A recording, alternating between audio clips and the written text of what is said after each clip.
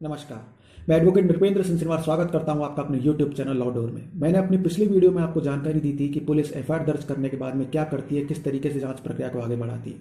तथा जिस व्यक्ति के विरुद्ध एफआईआर दर्ज हुई है उसके विरुद्ध चार्जशीट फाइल करनी है या नेगेटिव फाइनल रिपोर्ट यानी कि एफआईआर फाइल करनी है, इस बारे में निष्कर्ष लिया जाता है तथा संबंधित नतीजा रिपोर्ट न्यायालय के समक्ष प्रस्तुत की जाती है। यदि आपने ये वीडियो न देखा हो तो इसे आप मेरे डिस्क्रिप्शन बॉक्स पर जाकर देख सकते हैं, वहां पर मैंने इसका लिंक दिया है तथा ज़्यादा जानकारी आप प्राप्त कर सकते हैं। आज मैं आपको इस वीडियो में बताऊंगा कि जीरो एफआईआर क्या होती है। पर इस जानकारी को आगे बढ़ाने से पहले मेरी आपसे विनती है कि इसे शेयर, लाइक, सब्सक्राइब जरूर करें, जिससे कि जीरो एफआईआर से संबंधित यह महत्वपूर्ण जानकारी किसी अन्य तक भी पहुंचे और वह भी इसका ज्ञान ले सके, समझ सके, इसका लाभ ले सके। तो आगे बढ़ते हैं। पुलिस द्वारा संज्ञेय मामलों में यानी कि कॉग्निजेबल ऑफेंसेस में एफआईआर दर्ज की जाती है, यानी कि गंभीर मामलों में पुलिस एफआईआर दर्ज करने के लिए कानूनी रूप से बाध्य है।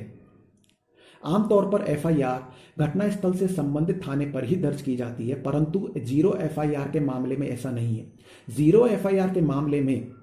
घटनास्थल से संबंधित थाने पर एफआईआर दर्ज न करवाई जाकर किसी अन्य थाने पर, किसी अन्य क्षेत्राधिकार वाले थाने पर, चाहे वह थाना किसी अन्य जिले में ही स्थित क्यों ना हो, वहां पर भी जीरो एफआईआर को दर्ज करवाया जा सकता है। जीरो एफआईआर के अंतर्गत जिस दूसरे थाने पर वह शिकायत दी गई है, उस थाने के पुलिस अधिकारी द्वारा उस शिकायत पर जीरो नंबर डालकर इसे एफआईआर के रूप में रजिस्टर किया जाता है तथा उस पर प्रारंभिक जांच करने के बाद में इस जीरो एफआईआर को घटनास्थल से संबंधित थाने पर, जहां की वास्तव में घटना घटी थी, उस थाने को ट्रांसफर कर दिया जाता है तथा वहां पर जब ये एफआईआर पहुंचती है तो इस पर रेगुलर एफआईआर नंबर डाला जाता है। जीरो एफआईआर के मामले में भी जहां पर कि ये किसी दूसरे थाने पर दर्ज हुई है, वहां पर पुलिस अधिकारी को प्रारंभिक जांच करना अनिवार्य होता है तथा साथ ही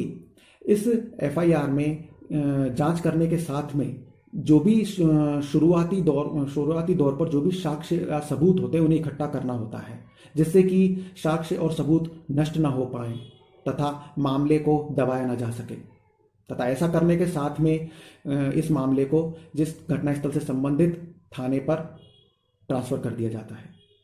यदि किसी पुलिस अधिकारी द्वारा जीरो एफआईआर को दर्ज करने से मना किया जाता है तो ऐसी स्थिति में आप उस पुलिस अधिकारी के विरुद्ध शिकायत कर सकते हैं, उसके किसी उच्च अधिकारी के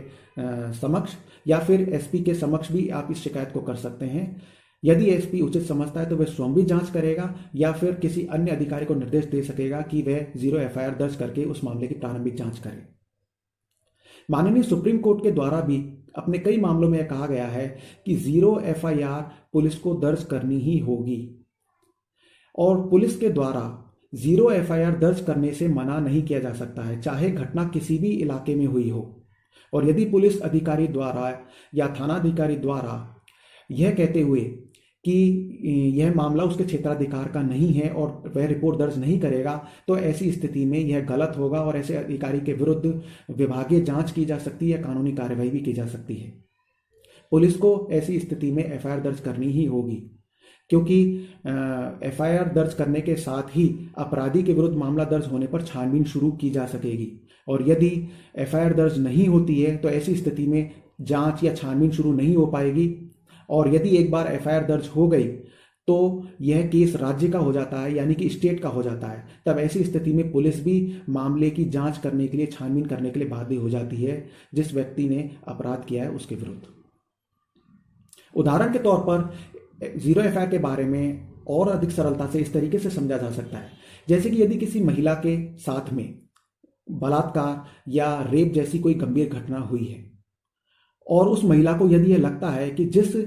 थाना क्षेत्र में उसके साथ ये घटना घटी है उस थाना क्षेत्र में उस अपराधी का बहुत ज़्यादा प्रभाव है, उस अपराधी का बहुत ज़्यादा दबाव है, तो ऐसी स्थिति में वह महिला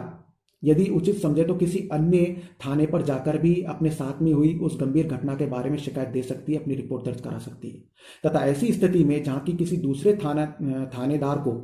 जो कि किसी दूसरे थाने का थानाधिकारी है, उसके यह शिकायत मिलती है तो वह इस मामले को दर्ज करके इस पर प्रारंभिक जांच करने के लिए बाध्य होगा तथा साथ ही उस महिला का मेडिकल करवाने के लिए भी बाध्य होगा तथा एमएलसी रिपोर्ट तैयार करवाने के लिए भी बाध्य होगा, जिससे कि इस मामले के जो साक्ष्य हैं वे नष्ट ना हो सके तथा अपराधी के विरुद्ध कार्रवाई की जा सके। तथा इस ऐसे मामले में जीरो एफआईआर दर्ज करके संबंधित थाने को, जहां पर की घटना वास्तव में घटी है, उस थाने को यह एफआईआर ट्रांसफर कर दी जाएगी उच्च अधिकारियों की अनुमति के साथ में। तो इस जानकारी से स्पष्ट है कि आमतौर पर एफआईआर घटनास्थल से संबंधित थाने पर भी दर्ज करवाई जाती है जहां पर कि घटना वास्तव में घटी है, परंतु जीरो एफआईआर के मामले में एफआईआर किसी दूसरे थाने पर भी दर्ज करवाई जा सकती है और वह दूसरे थाने का जो थानाधिकारी है वह इस जीरो एफआईआर को दर्ज करने के लिए बाध्य होगा।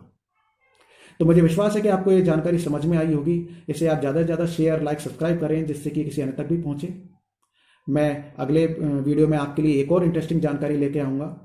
नमस्कार।